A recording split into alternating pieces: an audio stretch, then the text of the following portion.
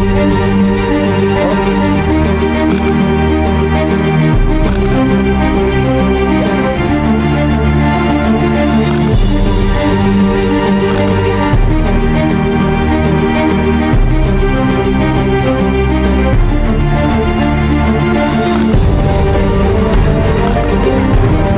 saya Safitriani. Saya Novifitriani. Saya Nurjana Hafiz. Kami dari kelompok 1 akan membahas mengenai jenis-jenis kompetensi. Selamat menyaksikan. Halo para pendidik dan teman-teman calon pendidik. Dalam proses pembelajaran, seorang guru memegang peranan penting sebagai fasilitator, motivator, dan pembimbing. Tapi tahu nggak sih, untuk melaksanakannya dengan baik, seorang guru perlu memiliki beberapa kompetensi utama. Kira-kira apa aja ya kompetensi itu? Yuk kita bahas satu persatu. Tapi sebelum itu, kita akan bahas terlebih dahulu apa itu pengertian kompetensi guru profesional. Kata kompetensi sendiri itu berasal dari kata kompetensi yang memiliki arti kemampuan ataupun keahlian. Nah, dalam pembelajaran, kompetensi merupakan suatu kemampuan yang besar dan sikap perilaku penting dan nilai-nilai penting yang dimiliki oleh siswa yang telah mengalami pendidikan dan pengalaman belajar secara berkesinambungan. Sedangkan kata guru sendiri itu berasal dari bahasa Indonesia yang berarti orang yang mengajar. Jika dalam bahasa Inggris dijumpai kata teacher yang berarti pengajar. Nah, dari pengertian tadi bisa kita tarik kesimpulan bahwa misalnya kompetensi guru itu merupakan suatu kemampuan yang dimiliki oleh seorang guru meliputi pengetahuan, keterampilan, dan perilaku sikap serta nilai-nilai yang dianut dalam melaksanakan profesinya sebagai seorang pendidik. Profesional merujuk pada kemampuan untuk memiliki pemahaman yang menyeluruh dan mendalam tentang materi pembelajaran. Dalam bidang pendidikan dan pengajaran, profesionalisme guru ini merupakan kemampuan guru untuk melaksanakan tugas pokoknya sebagai pendidik dan pengajar. Guru yang profesional dianggap mampu mengantarkan siswanya dalam pelajaran untuk menemukan pengelolaan pembicaraan masalah dan berkaitan dengan pengetahuan, sikap, nilai, dan keterampilan hidup. Sebagai tenaga profesional pendidikan, guru harus memiliki 3 komponen yang menyatu dalam dirinya, yaitu 1. Kebebasan personal. Guru diharapkan memiliki pengetahuan, kecakapan, dan keterampilan serta sikap yang memadai sehingga mampu mengelola proses pembelajaran secara efektif. Kedua, inovator. Inovator yaitu sebagai tenaga kependidikan yang memiliki komitmen terhadap upaya perubahan.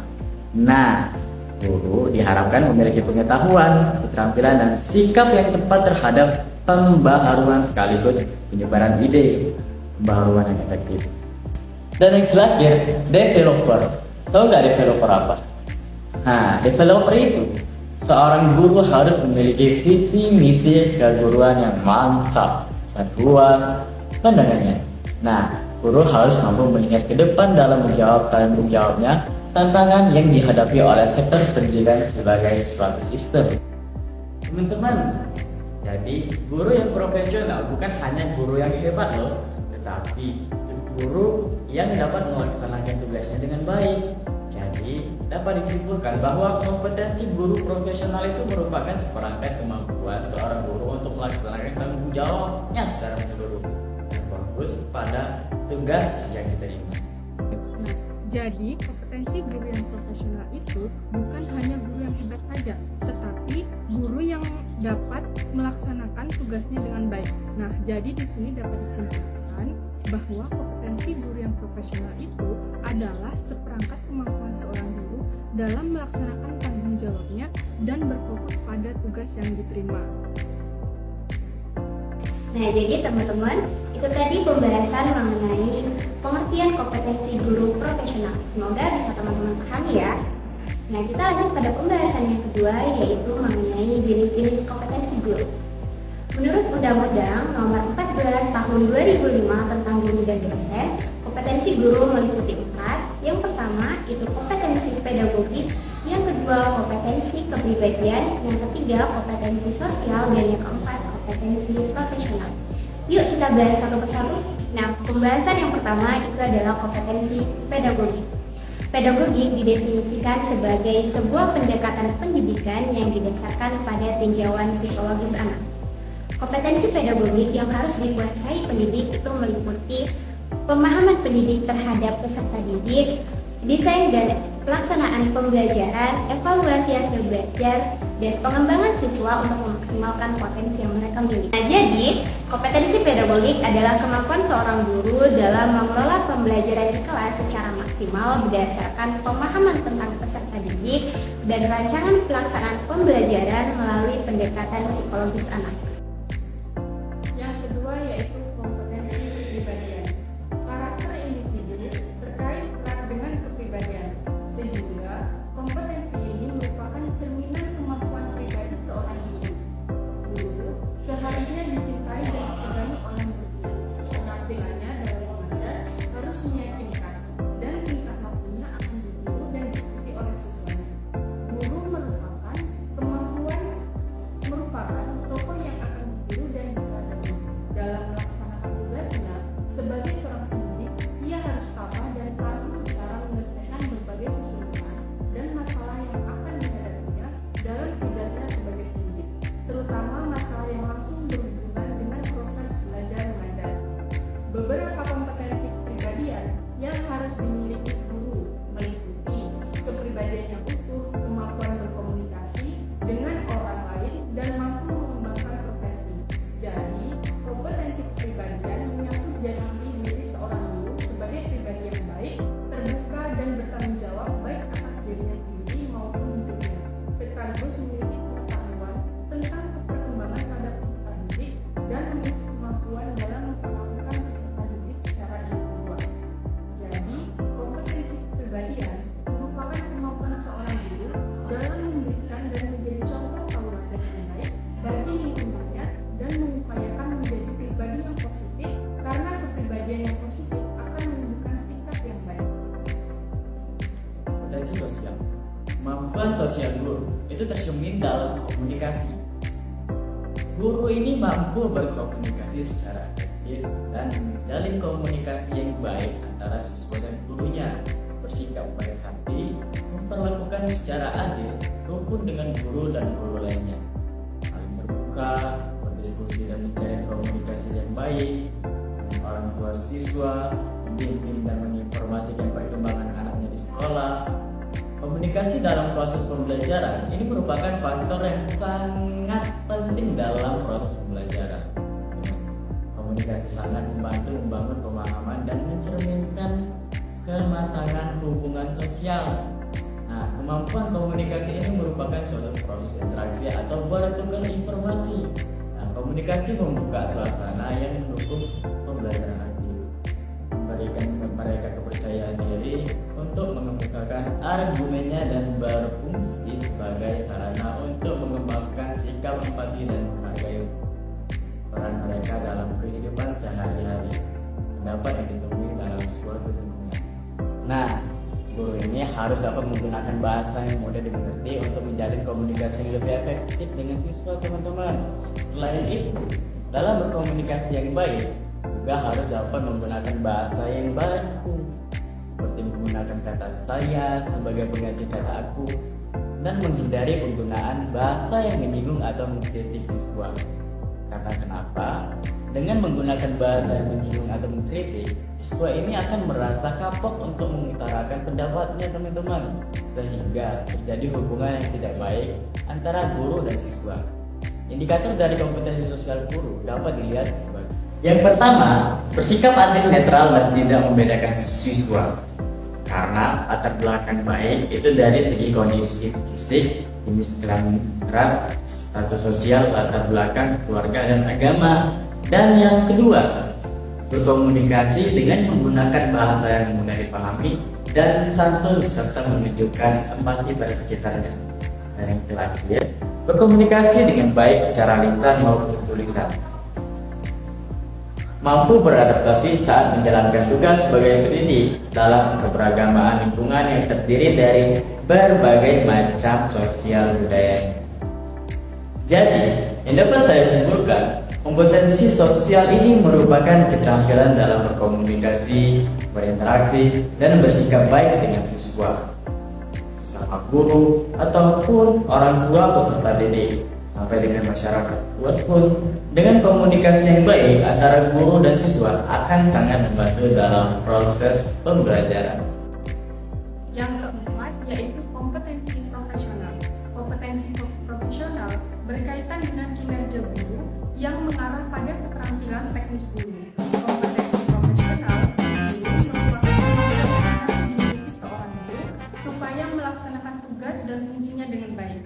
Kemampuan profesional guru dari 5 sudut pandang indikatornya adalah: yang pertama, penguasaan materi, struktur, konsep, dan pemikiran ilmiah mata pelajaran yang diajarkan, penguasaan standar kemampuan dan kemampuan dasar mata pelajaran yang diajarkan, pengembangan mata pelajaran yang diajarkan secara konsisten, kreativitas, pengembangan profesional berkelanjutan, dan penggunaan teknologi informasi dan komunikasi untuk pengembangan diri. Assalamualaikum anak-anak. Waalaikumsalam. Gimana kabarnya hari ini? Sehat kan? Alhamdulillah, luar biasa. Allahu Akbar. Oke, sebelum kita memulai pembelajaran pada pagi hari ini, aku akan mengabsen siapa saja yang hadir dan siapa saja yang tidak hadir ya. Oke, yang pertama yaitu Safitri, hadir nggak? Hadir Bu. Irma, Hadir Bu. Zai. Der. Oke, hadir semua ya hari ini. Oke, baiklah. Sebelum kita memulai pembelajaran, baiknya kita berdoa dulu ya. Untuk ketua kelas dimohon untuk mengawali berdoa kita pada hari ini. Berdoa mulai.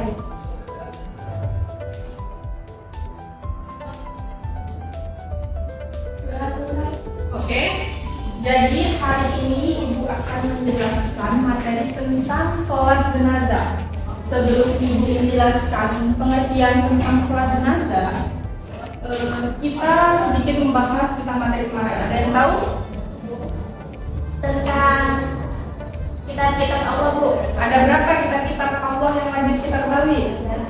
Apa saja? Yang pertama, Injil, Taurat, Zabur, Al-Quran. oke, jadi masih pada ingat ya. Jadi hari ini Ibu akan menjelaskan pengertian tentang sholat jenazah. Apa sih sholat jenazah itu? Jadi sholat jenazah itu ibadah yang dilakukan untuk mendoakan seorang muslim atau muslimah yang sudah meninggal. Nah, terus siapa sih orang yang paling utama dalam menyolatkan jenazah? Yang pertama, ada orang yang diwasiatkan. Yang kedua yaitu orang ulama. Yang ketiga orang tua. Dan yang keempat itu ada keluarga terdekat. Yang terakhir yaitu kaum muslim. Baiklah, itu tadi pembahasan yang bisa Ibu jelaskan. Untuk anak-anak yang belum paham boleh ditanyakan. Tanya Bu. Ya Pak? Kalau jenazahnya laki-laki sama perempuan beda nggak Bu? Lapisan kain kafannya itu Oh. berapa? Oke, jelas beda ya.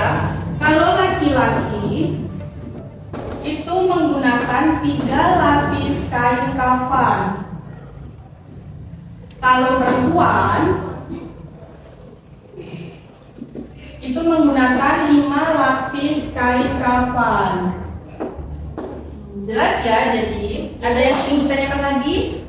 Kenapa kok beda-beda? Oh, kenapa kok beda-beda?